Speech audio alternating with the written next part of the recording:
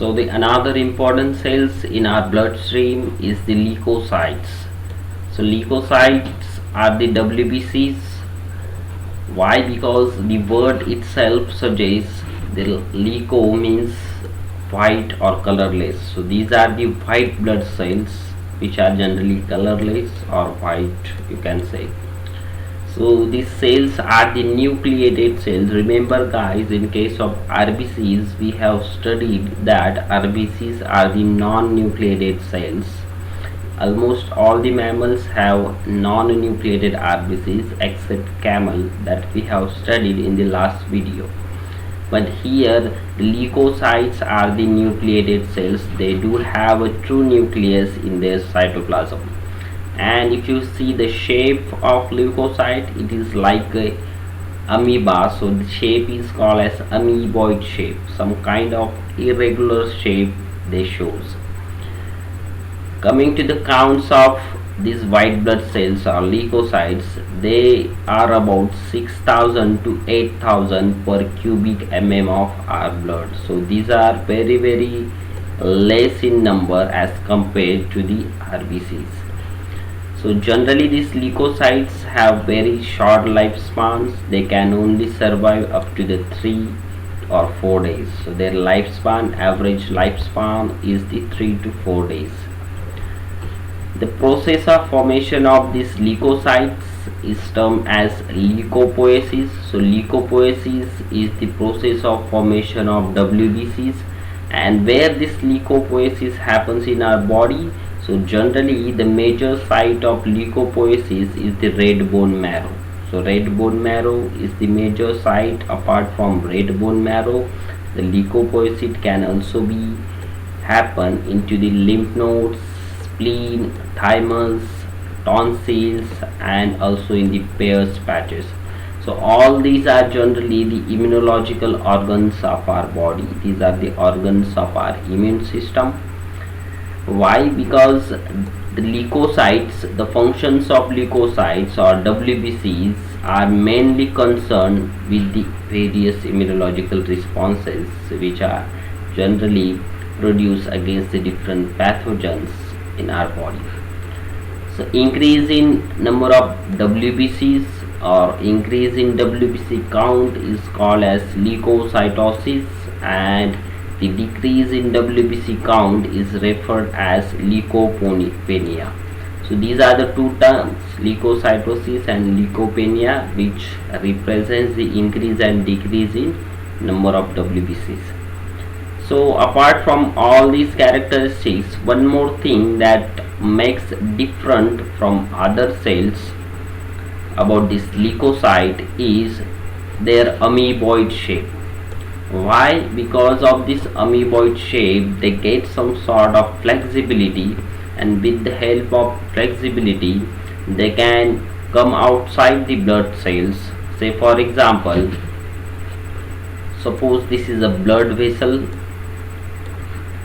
Suppose this is a blood vessels. All the blood cells which circulates into the bloodstream, they circulates 24 hours into the bloodstream. Among all these blood cells, the leukocytes have an extraordinary ability that they can easily squeeze out from the blood cells due to their flexible shape or amoeboid shape. They can cross the wall of blood vessel, which is the endothelial barrier in the wall of blood vessels. So they can cross this barrier and they can come outside into the surrounding tissues. So in the surrounding tissue, if any pathogen or bacteria has entered, they can easily eradicate that particular pathogens. So for that purpose they comes outside the bloodstream into the surrounding tissues. So this squeezing out from the bloodstream or blood vessels into surrounding tissues, this process is called as diapedesis. So diapedesis is the process which is utilized by the leukocytes, by which they can come outside the blood vessels and they can kill the target pathogen. So these are the only cells into the bloodstream, leukocytes, which can do this diapedesis. None another cell is there into the bloodstream which crosses such kind of barriers or blood vessels. So this is a peculiar characteristics of the leukocytes. So these all are the characteristics of leukocytes. So now in the next slide we are going to discuss the different types of leukocytes.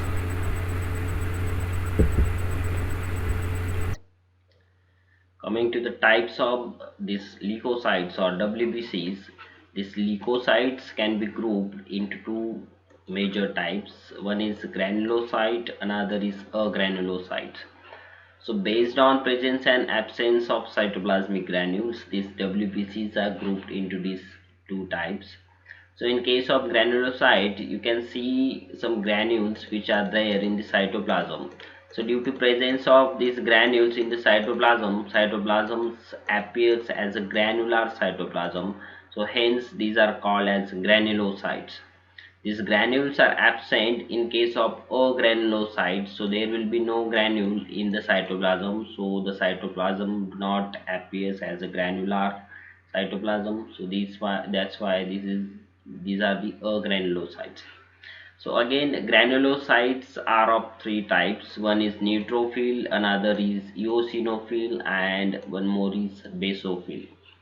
So guys, these three, neutrophils, basophils, and eosinophils, all of them have cytoplasmic granules, and their cytoplasmic granules can be stained with different kind of dyes or stain. So based on type of stain or dye used to stain or colorize this cell, based on that dye they are classified as these three types.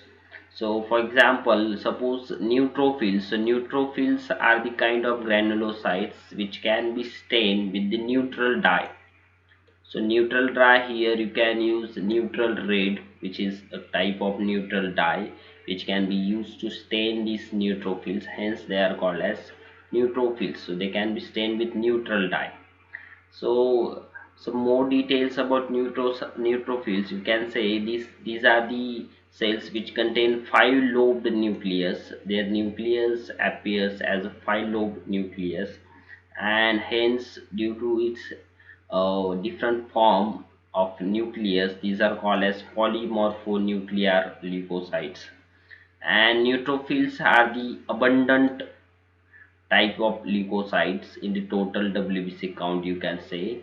Here you can see there are about 60 to 65% neutrophils are there in the total WBCs. So in the 100% of WBCs, 60 to 65 are the neutrophils. And these are the major phagocytic cells of our body. So here one more term you can see, phagocytosis. So what does the word mean, phagocytosis? Phagocytosis is what?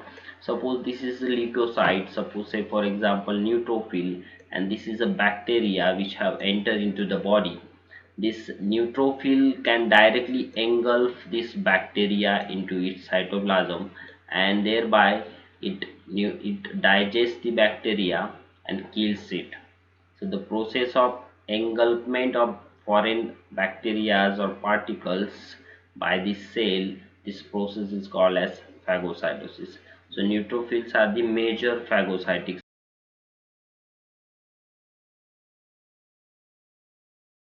So the another type of granulocyte is the eosinophils. Eosinophils are the granulocytes which can be stained with the acidic dye called as eosine. So yes, eosine is an acidic stain which is used to colorize these eosinophils. And remember guys, as eosine is an acidic stain, so these eosinophils are also called as acidophiles. This can be also called as acidophiles. So their nucleus is a bilobed nucleus, and these eosinophils are about 3% of our total WBCs. Then one term is associated with the increase in number of eosinophils. So the term is called as eosinophilia. Eosinophilia is the term which is associated with the increase in number of eosinophiles. Then these eosinophiles are generally involved into the allergic reactions. So some person have allergy with pollen or flowers or something or some chemicals. So these allergies are some kind of our immunological responses, and in that cases this eosinophils plays an important role in the allergic reactions. So the third granulocyte is the basophils. Basophil, as the name suggests, basophil, so it is stained with the help of basic dye. So methylene blue is a basic dye which can be used to colorize these basophils. So that's why these are named based on this basic dye. So basophils are actually about 0.5% of our total WBCs. They are very less in number in the total WBCs, and their nucleus is again bilobe kind of nucleus, and this basophil secretes some granules called as histamines, heparins, and serotonins. So again, these are responsible for the inflammatory reactions, and also the allergic reactions. So these basophils have role in the inflammation as well as in the allergic reactions due to such kind of granules which are secreted by the basophils. So overall, these are the three types of granulocytes. Then apart from these, the agranulocyte which do not have any cytoplasmic granules. So these agranulocytes can also be classified into two major types. One is lymphocytes and monocytes. So coming to the lymphocytes counts about 20 to 25% of our total WBCs, and their nucleus is a round nucleus, and these lymphocytes are considered as major cells of our adaptive immunity. So we do have two types of immunities, innate as well as adaptive immunity. So lymphocytes are the major cells of our adaptive immunity. The types of immunity we are going to study in the coming topics. Lymphocytes are again of two types, T lymphocyte and B lymphocyte. So T cells and B cells, these are the major lymphocytes of our body, and they do have some other subtypes that we are going to discuss in the coming topics. Then next, that is monocyte, which is another kind of granulocyte. Monocytes are the largest cells among all types of leukocytes, and their nucleus is like kidney shaped nucleus. And if you see the count of monocytes, these are about 3 to 9% of our total WBCs. And again, these monocytes are phagocytic in nature. They can perform the process of phagocytosis. As I said earlier, they can engulf the foreign particles. Then at the site of infection, this monocyte reaches and differentiate into the another kind of cell called as macrophages, and these macrophages are the very important phagocytic cells of our body. So these macrophages are derived from the monocytes. So lymphocytes and monocytes, these are the two types of granulocytes, whereas neutrophils, eosinophils, and basophils, these are the types of granulocytes. So overall, all these are the types of our white blood cells. And if you see the roles of all these cells, they are mainly associated with our immunological responses. So these are the cells of our immune system. So that's why these WBCs are very important in the body, which provides us the protection against various pathogens, parasites, which causes different